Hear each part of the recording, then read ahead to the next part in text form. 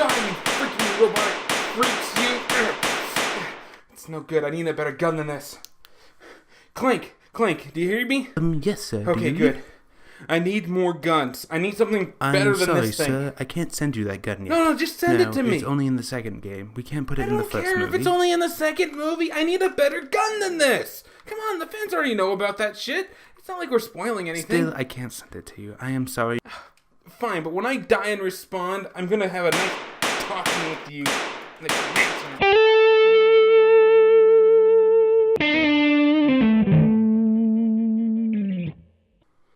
Hello, welcome back to another Midnight Showing. As always, I'm Kelly, and I got out of Ratchet and Clank a while ago. Sorry about that. My computer decided to update with Windows 10 and didn't update properly. I have been fighting an uphill battle with that, combined with some copyright claims on another video that I uploaded a while ago that's not going well, and yeah, I've gotten behind. I'm sorry. I'm going to try to get caught up. Civil War is coming. It should be right after this video or the video after that. It will come. Don't worry. You'll get my opinion on it. I'm not doing any jump cuts on this one just to make the process go a little bit easier. But yeah, so Ratchet and Clank, the video game movie that tried. Yeah, it tried. It's not exactly what I would call groundbreaking, or it's okay. It's not really good. The animation is average. You don't really get anything of substance action-wise until the last third. And I'm sorry, the story has been done before and a lot better. This is Star Wars. This is the first Star Wars over again. It's plot point for plot point. You thought that freaking Force Awakens was a ripoff? It is, but this is almost as bad as that. So yeah, the plot of this movie is I could just start reading off the script of Star Wars at this point. A robot crash lands on a desert planet, which is picked up by a wild-eyed youth who's looking to go out into space and go on space adventures. And the droid has information that needs to get to these good guys to stop an evil invading force that has a planet-destroying weapon. I mean, I'm not even kidding you. This is plot point for plot point. The Force Awakens. It's not even subtle, and it tries to take jabs at itself, which I'm more than happy for it trying to do that. Some of them hit, a lot of them miss. There are some really pretty funny jokes inside of this movie. I'm not going to act like they're, laugh out loud hilarious, except for one involving the Wilhelm scream. I'll tell you that one once we start the spoilers. It's not going to be a big spoilers, by the way. This is going to be a pretty short video. My overall recommendation, which most people probably already kind of done, is wait for Redbox or Netflix. It's not worth your time to spend in theaters. You want something fun, energetic to take your kids to? Take them to this instead of going to that god-awful Angry Birds movie I'm going to have to go see in about a day. God, my town does not even have a showing of The Nice Guys tomorrow night. I don't even know how I'm going to go stay sane. I don't know. But yeah, so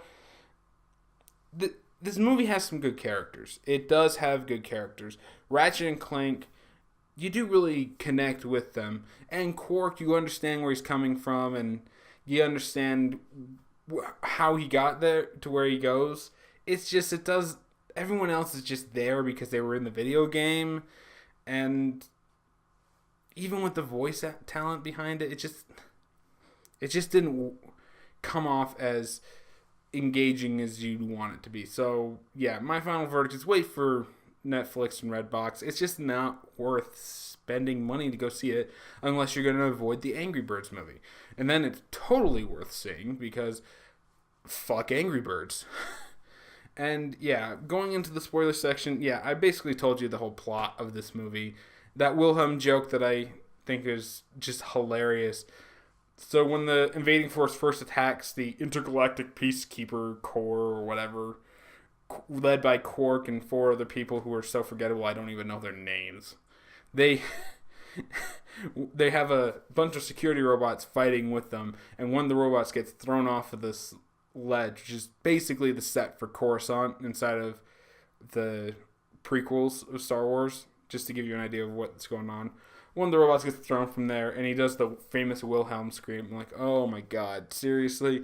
And then another robot guard comes out, and he's just like, Wilhelm! Just see, it's self-aware humor like that really works inside of this movie. They did some more of that kind of stuff with when they're discussing heroics and politics and branding deals. But all of this shit was done 100% better inside of Mystery Men. Seriously, just go watch that movie if you're looking for some kind of deconstruction of this genre. And for a video game movie, it just doesn't have the action it needed to. As I said, the last third's pretty engaging, but the rest of the movie, the biggest action scene prior to the third is this scene where the Galactic Warriors are getting attacked. And they're only getting attacked because there's 5 of them. You take down at least 2 of them, and there's nothing they can do, right? Why would you have 5 warriors protecting an entire galaxy? Never mind. And so it's just... This action scene consists of just some pan over shots with random laser fire going like this, with generic, obviously copy-pasted bad guys. Yeah, it's basically what you would have if you were playing this in a video game, but inside of a video game, you're actually playing this. In the movie, you're not controlling anyone. You're watching a little lemur and a robot try to fly in. They grab a magnet that picks up all these guys, and then they just crash them into the ship that they landed on. How does that even work? It's not... I get it. I get it. They wanted to stay true to the video game aspect, and for that, I can actually say that they did stay true. The lore of this matches the game very well. It's almost too well. From what I've heard, some of the scenes in this movie are cut straight from the new Ratchet and Clank game. Literally just animated a little bit better and more polished. It's just, okay. So if they didn't want to do anything to offend the fan bases, then what was the point of this movie? Because if they're going to get new people, why not just market the game more? Why not get people just to buy the game, which is being one of the best sellers right now. It's supposedly really, really goddamn good. I just don't have $40 I want to go waste on a game yet. So it's... The whole thing that's going through my head while I watch this movie was, what's the point? Was it really engaging? Not particularly. It'd probably be more engaging if I was playing this, but not really.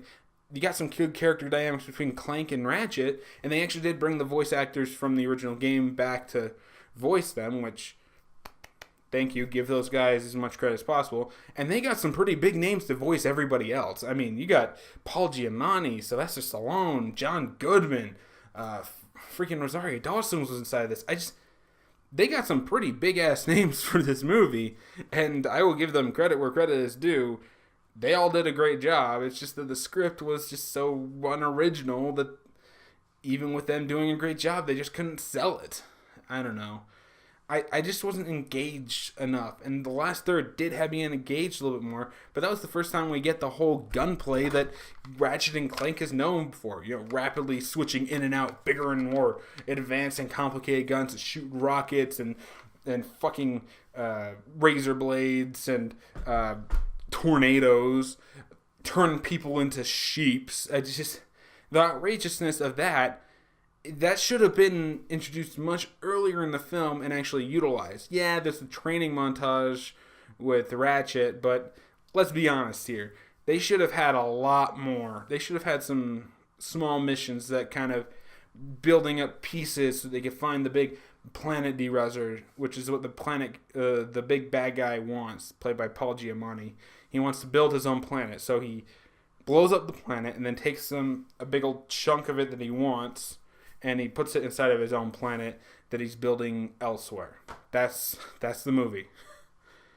I don't even know what else to say about it. Honestly, the movie is meh. It's good in the aspect that it's very, very loyal to what it's based on. As far as video games movies go, this is probably the most loyal that we're going to see except for maybe when World of Warcraft comes out later this year. This is probably the most loyal we're going to get with it, because being an anime feature, they could actually get away with some of the crazier shit. They just didn't go far enough. Could they possibly fix this with the sequel? Maybe. Is it going to get one? Knowing Sony, the second that they get one fucking bad review, they just can the whole project. Isn't that right, Spider-Man? Look, I'm happy that he was in Civil War, and he was fucking hilarious in that. But I still am kind of pissed off that I don't get to know where they were going with the Amazing Spider-Man. I'm just saying. So, yeah. My final verdict for this is just wait for Netflix and Redbox. There's no reason to waste your money unless you're going to go and see it instead of the Angry Birds movie. And please, for the love of God, do that, because I already know what the Angry Birds movie is going to be. It's going to be Minions all over again. It's going to be a bunch of childish poop and fart jokes and shit like that, with the occasional drinking someone else's piss thinking it's water. Seriously, did they think that this was going to be a good idea? They're grasping at straws. Of all the movies that deserve, all the video games that deserve fucking movies, Angry Birds is on the bottom of the not list. It's... Ugh. So, yeah. If you're going to go see a video game movie, take your kids to see this rather than Angry Birds. If you're not going to go see either of them, then more power to you. Just wait till Netflix or Redbox. That's my opinion.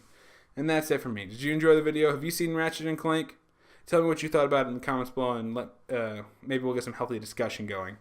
And tell me if that whole scene's ripped from the games is true, because I've heard that, but I haven't played the game and haven't gotten any confirmation yet. So if you know for sure, just let me know in the comments.